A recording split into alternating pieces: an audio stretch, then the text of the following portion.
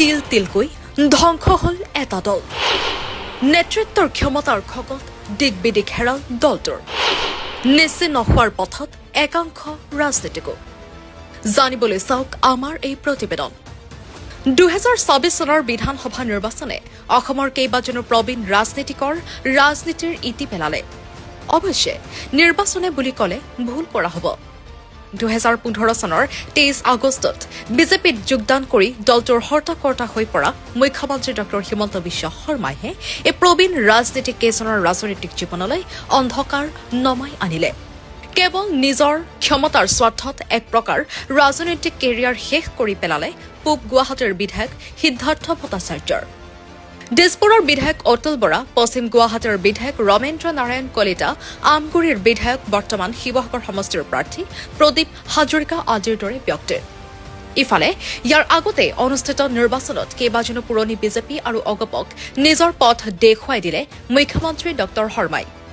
ইয়াৰ ভিতৰত অন্যতম লখিমপুৰৰ উৎপল দত্ত বৰহমপুৰৰ প্ৰফুল্ল কুমাৰ মহন্ত তেজপুৰৰ বৃন্দাবন গোস্বামীৰ দৰে নেতাক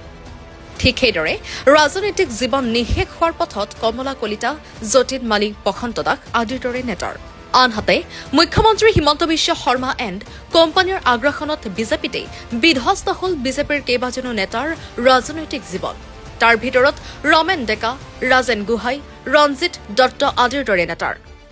এওঁলোকে অসমৰ ৰাজনীতিত প্ৰভাৱ পেলাব বুলি ভাবিয়ে এওঁলোকক ক্ৰমে ৰাজ্যপাল সাংসদ আৰু গোহাঁইক দলৰ পৰা আঁতৰাই পঠিওৱাৰ পৰিৱেশ সৃষ্টি কৰি দিছিল মুখ্যমন্ত্ৰী ডক্টৰ শৰ্মাই আনহাতে অগপৰ লগত বিজেপিৰ মিত্ৰতা কৰি লাভ হৈছে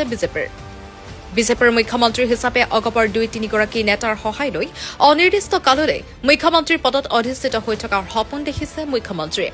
সেয়ে অগপৰ প্ৰভুত্ব আঁতৰ কৰাৰ স্বাৰ্থত এইবাৰ এসময়ৰ জ্যেষ্ঠ নেতা ভূপেন ৰয়কো এইবাৰ একমাত্ৰ প্ৰাৰ্থিত্ব দিয়াৰ স্বাৰ্থত বিজেপিলৈ আনিলে একেটা সময়তে অসম গণ পৰিষদক কেৱল জাতীয়তাবাদী হৈ থাকিলে খিলঞ্জীয়া অসমীয়াৰ পৰা আঁতৰ কৰা টান হ'ব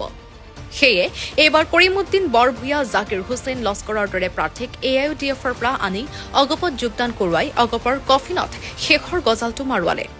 এসময়ৰ জাতীয়তাবাদ তথা আঞ্চলিকতাবাদৰ প্ৰাণকেন্দ্ৰ উজনিত অসম গণ পৰিষদৰ এইবাৰ হয়তো চিনমুকাম নাথাকিব শিৱসাগৰ সমষ্টিটো এৰি দিয়াৰ কথা আছিল যদিও তাতো অৱশেষত বিজেপিয়ে প্ৰাৰ্থিত্ব দিলে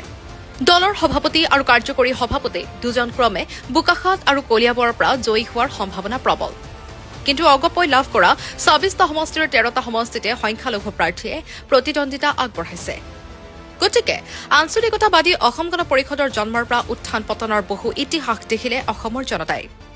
এইবাৰ অগপৰ হয়তো অন্তিমটো যাত্ৰা আৰু অগপৰ হাতীৰ পিঠিত উঠি অসমত ভেটি গছগছীয়া কৰিলে বিজেপিয়ে